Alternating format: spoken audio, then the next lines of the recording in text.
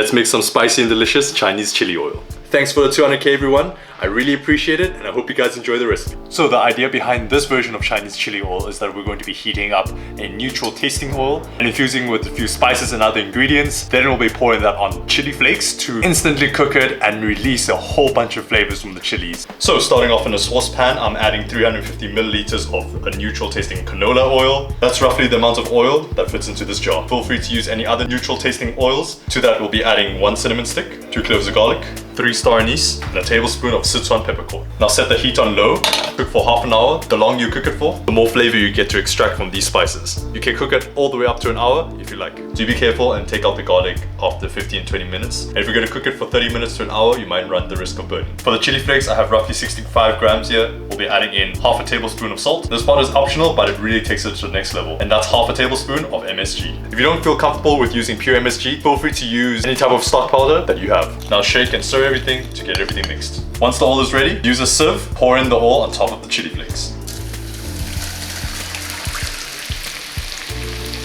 Give everything a mix. Whew, the aroma is amazing. Let this cool off, then you can transfer this to any jar you like. And here you have it.